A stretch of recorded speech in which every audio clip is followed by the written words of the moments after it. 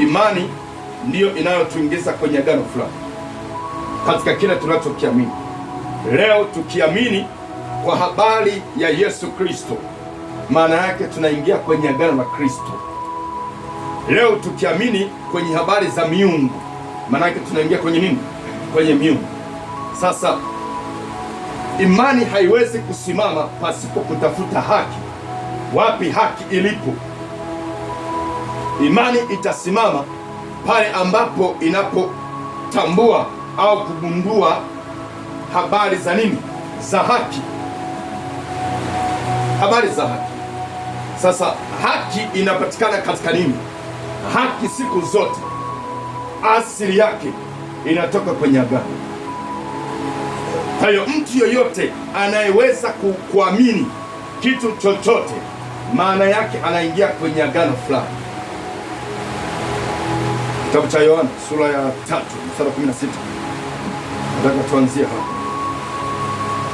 Maana kinasema, kwa maana jinsi hii Mungu aliupenda ulimwengu hata akamtoa mwanawe pekee, ili kila mtu amwaminie asipotee, bali awe na uzima wa milele.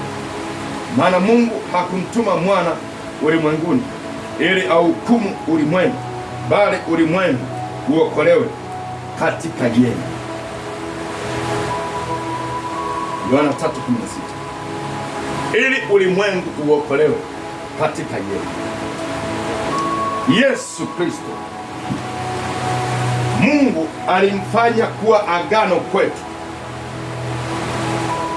kwa njia ya imani.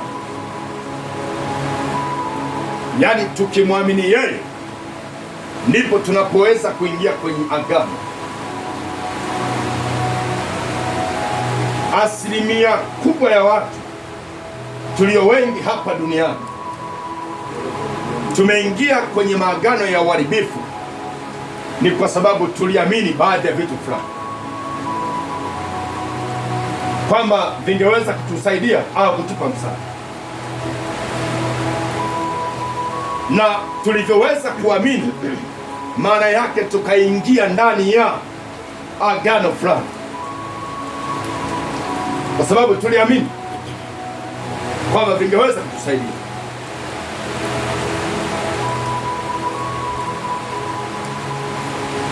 Yeyote ambaye yupo kwenye agano la utumwa,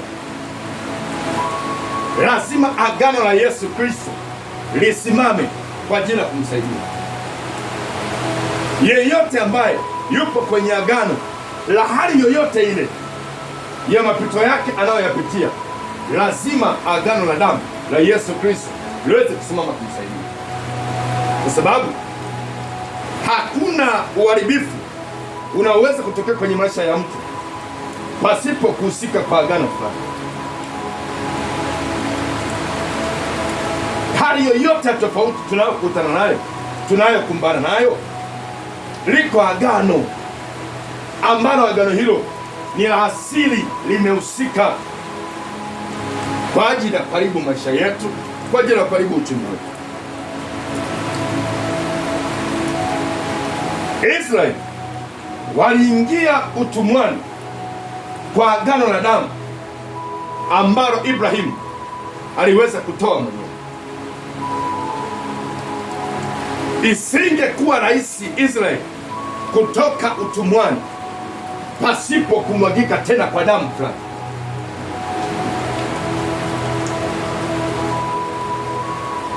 Tusome kitabu cha Mwanzo sura ya 15.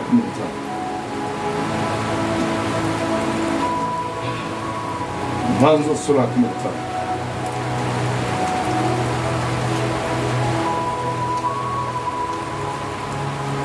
Haleluya. Mstari wa 8. Abraham akasema, Mungu, Bwana Mungu, nipataje kujua kwamba nitarithi?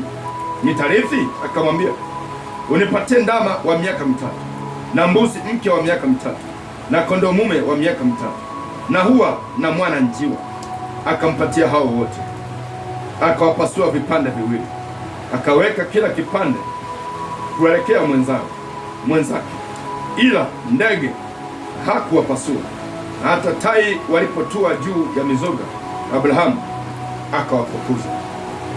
Na jua lilipokuwa likichwa, usingizi mzito ulimshika Abrahamu, hofu na giza kuu ikamwangukia.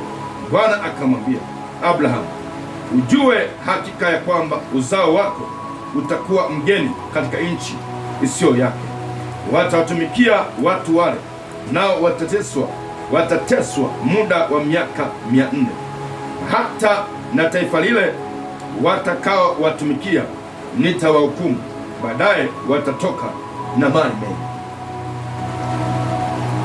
Sentensi ya Mungu anayoileta kwa Ibrahimu ni kwa sababu ya kile Ibrahimu anachokitoa. Agano la kuchinja ambalo Ibrahimu aliloweza kulitoa mbele ya madhabahu ya Mungu iliwafanya kizazi chake Ibrahimu kiweze kuingia kwenye utumwa. Haleluya! Jambo lile au kusudio lile lilikuwa ni kusudio la Mungu kwa dhamira iliyo njema na nzuri na salama, lakini ilianzia kwenye damu.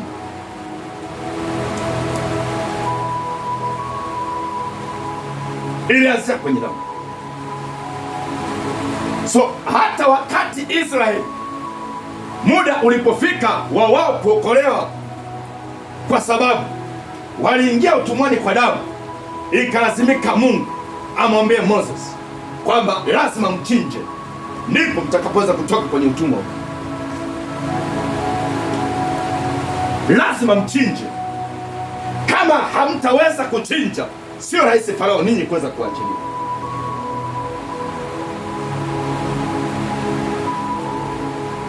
Iwe hali ya utumwa, iwe challenge yoyote ambayo leo tunapitia, lakini asili yake damu fulani imehusika ulimwengu wa roho.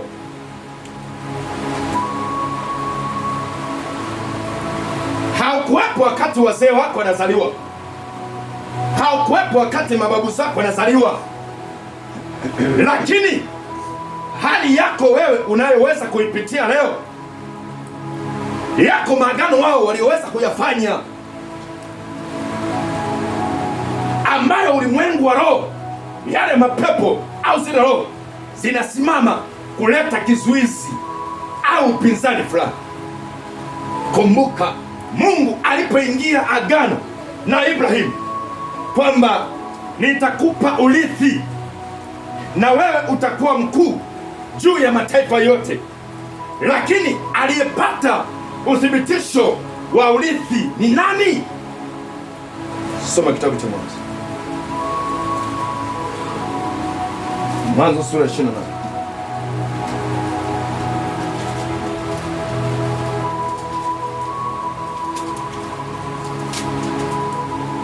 Mwanzo sura 28 mstari wa 10. Biblia inasema Yakobo akatoka Beer-sheba kwenda Harani, akafika mahali fulani, akakaa huko usiku kucha, maana jua lilikuwa limekuchwa. Akatoa jiwe moja la mahali pale, akaliweka chini ya kichwa chake, akalala usingizi pale pale. Akaota ndoto, na tazama, ngazi imesimamishwa juu ya nchi, na ncha yake yafika mbinguni. Tena tazama, malaika wa Mungu anapanda na kushuka juu yake, na tazama, Bwana amesimama juu yake. Akasema, mimi ni Bwana Mungu wa Ibrahimu baba yako, na Mungu wa Isaka. Nchi hii uilalayo nitakupa wewe na uzao wako. Nchi hii uilalayo nitakupa wewe na uzao wako. Kumbuka agano Mungu aliingia na Ibrahimu, anakuja kulithibitisha kwa mjukuu.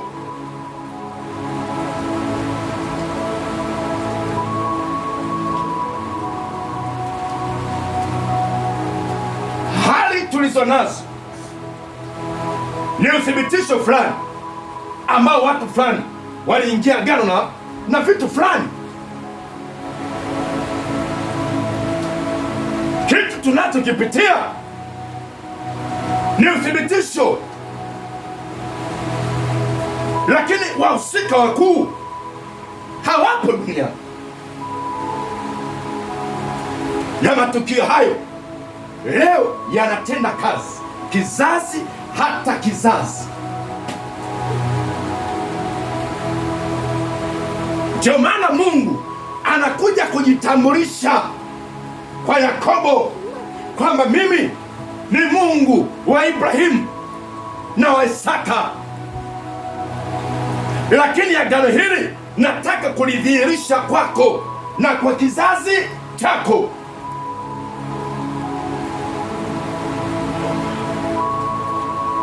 Hayo yote ni kwa sababu ya agano la damu. Agano la nini? Agano la damu lililotokana na chanzo cha kuamini.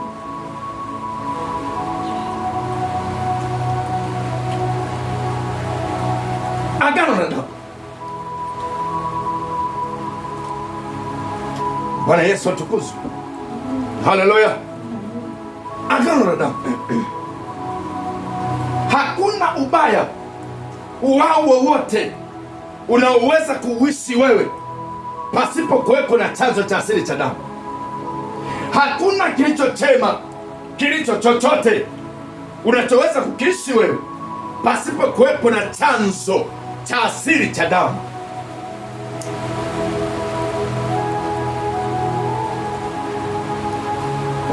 Chanzo cha asili cha damu.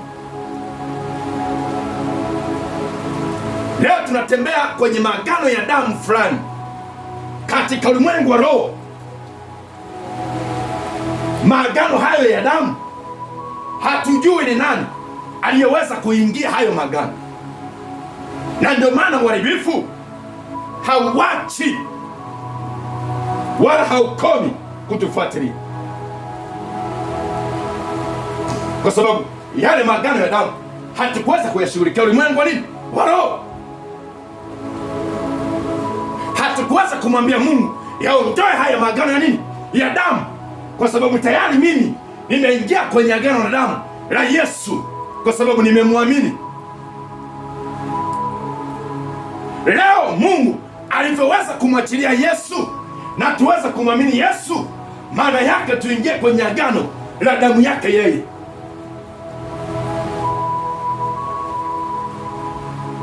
Kwa hiyo hata imani zetu sisi, maana yake tutatembea kifua mbele, kwa sababu tupo kwenye agano la nini? La damu ya Yesu.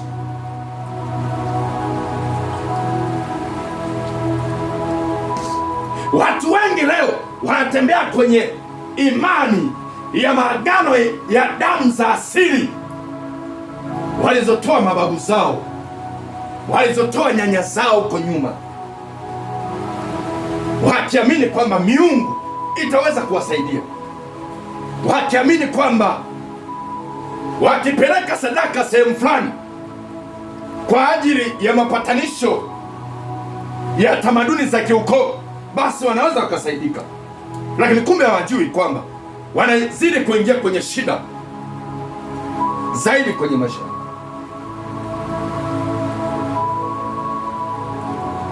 Mwenye haki wangu ataishi kwa imani. Imani ipi iliyo katika agano la damu? Ile agano la damu la Yesu au agano la damu la vitu fulani kunyuma, la viumbe fulani kunyuma?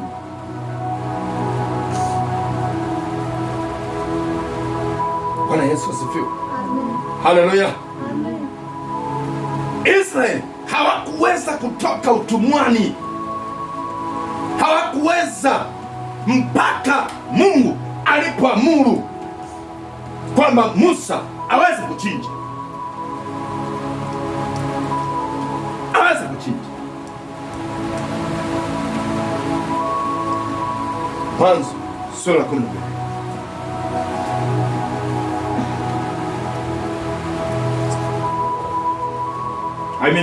Kutoka sura 12. Sio Mwanzo, Kutoka sura 12. Biblia inasemaje?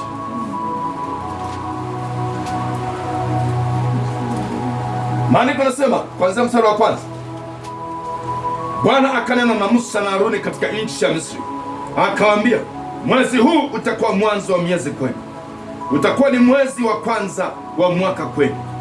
Semeni na mkutano wote wa Israeli, mkawaambie, siku ya 10 ya mwezi huu kila mtu atatoa mwanakondoo kwa hesabu ya nyumba ya baba zao, mwanakondoo kwa watu wa nyumba moja. Mwanakondoo kwa watu wa nyumba moja, maana yake kila familia ichinje,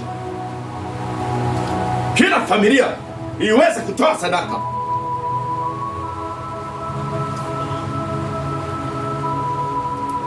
Na Mungu anasema huu ndio mwanzo wa miezi kwenu.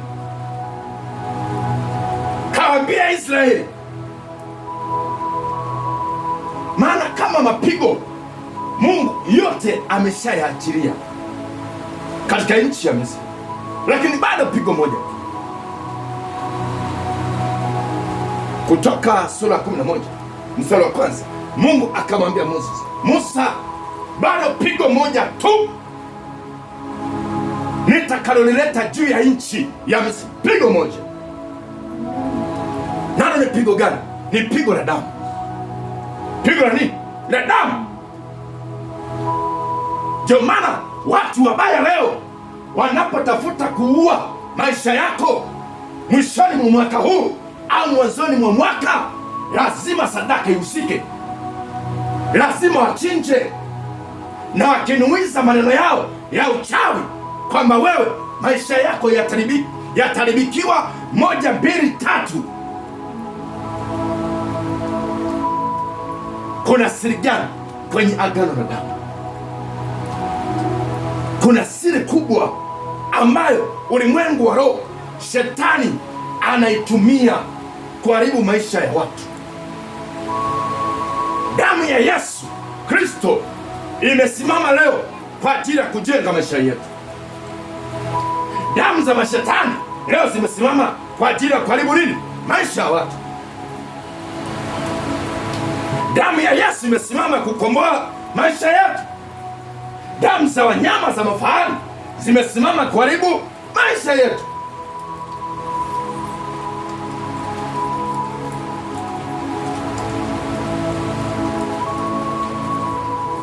Haleluya! Ikiwa Mungu akatoa agano la damu katika ukombozi wa mwanadamu, je, wachawi watatoa nini kama sio damu hizo hizo kwa ajili ya kuharibu maisha ya watu? Mashetani yatatoa nini kama sio damu kwa ajili ya kuharibu maisha ya watu? Kama hatutaweza kupata utambuzi wa kiufahamu kwamba huu ni mwisho wa mwaka na tunaingia mwaka mwingine tena, na wako watu ambao wametoa sadaka au watatoa sadaka kwa ajili ya maisha yangu ili waharibu maisha yangu, maana kama tutaweza kuwa na utambuzi, maisha yetu ndivyo yatakavyozidi kuharibikiwa. Hatutaweza kufikia pale ambapo tunataka.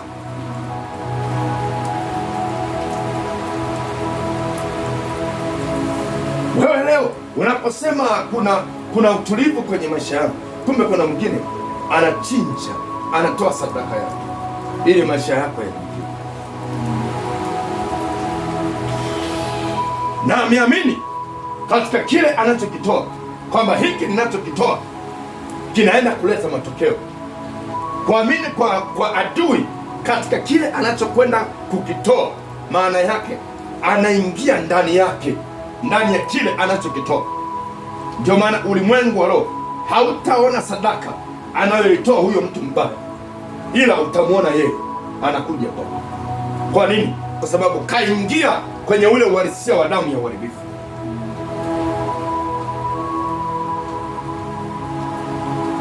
Leo tunapomwamini Yesu Kristo, maana tumeingia kwenye agano la uhalisia. Kwa hiyo hata ulimwengu wa roho, Yesu ndiye atakayeweza kuonekana.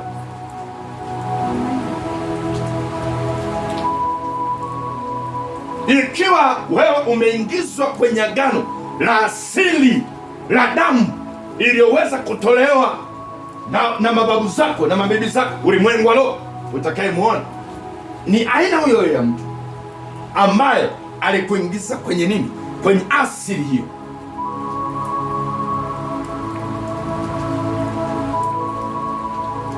Haleluya, amen.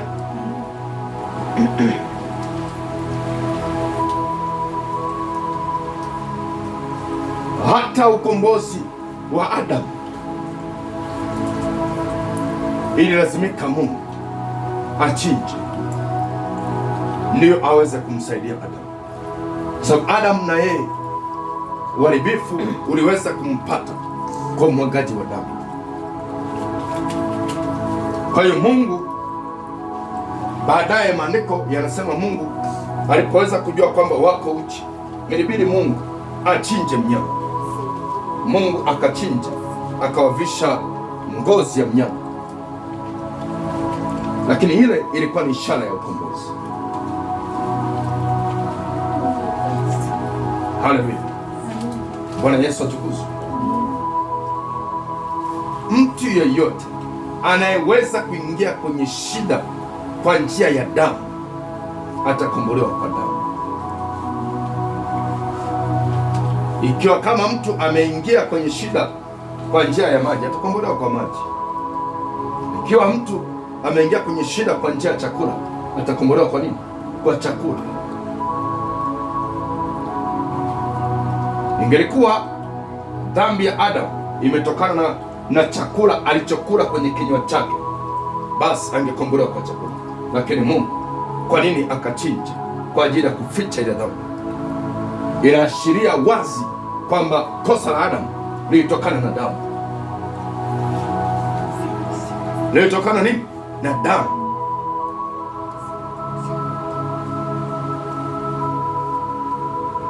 Bwana Yesu atukuzwe. Haleluya. Ndio maana ni lazima tushughulikie damu ambazo kila mwaka zinatolewa kwa ajili ya kuharibu kila kitu kwenye maisha yetu.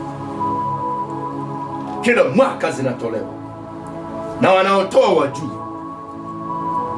na hata kama ukiwajua hauna nguvu ya kuwashinda, kwa sababu ulimwengu wa roho wanakuona wewe ni dhaifu, huna nguvu, huna uwezo, huna chochote, kwa lazima watakuingiza kwenye shida.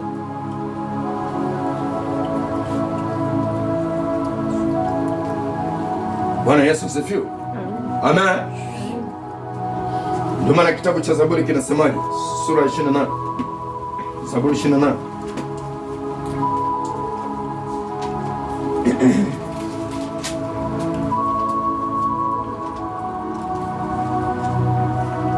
Oh Jesus. Zaburi 28.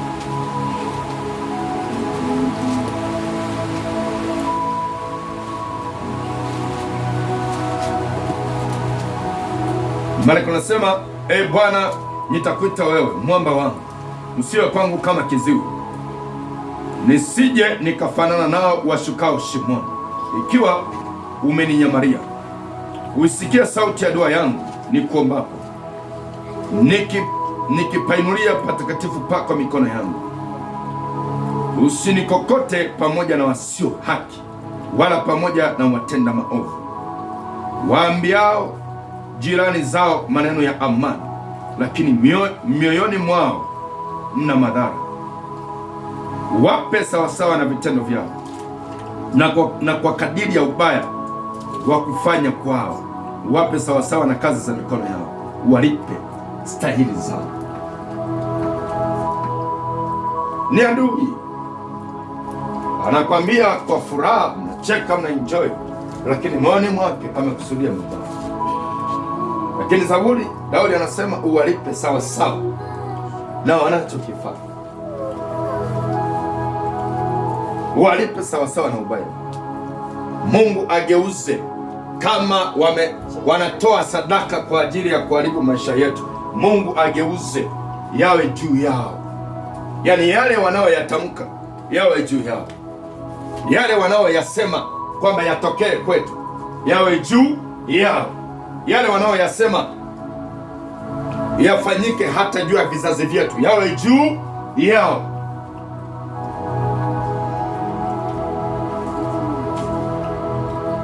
Amen. Haleluya!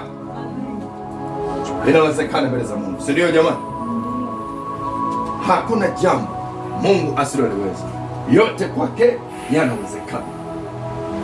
Haijalishi wametoa sadaka miaka mingapi, wako wangapi wamepatana kwa nia ipi, lakini mbele za Mungu yote kupindulika, yote kupinduliwa na kupindulika inawezekana. Amen. Naomba tusimame. Sema, Bwana Yesu, heshima na utukufu tunakurudishia wewe tangu sasa hata milele, katika jina la Yesu, kwa damu ya Yesu. Bwana Yesu, huu ni mwisho wa mwaka 2025, naingia mwaka mwingine ambao sijui nini kimeandaliwa, nini kimetolewa kama mtego kwa ajili ya kuharibu maisha yangu, watoto wangu, nyumba yangu, kazi yangu. Lakini leo nimetambua agano la damu ya Yesu Kristo. Damu ya Yesu imesimama imara hata leo kunitetea, kunisaidia, kunishindia na kunipigania. Leo ninatamka na ninasimama imara kwa agano la damu la Yesu Kristo, kuharibu maagano ya damu ambayo imetolewa na mashetani na wachawi na miungu na kila roho chafu. Baba, kwa damu ya Yesu Kristo, kila agano la damu liwalo lolote la asili ambalo litangulia au limeandaliwa lazima livunjike. Vunja. Yes.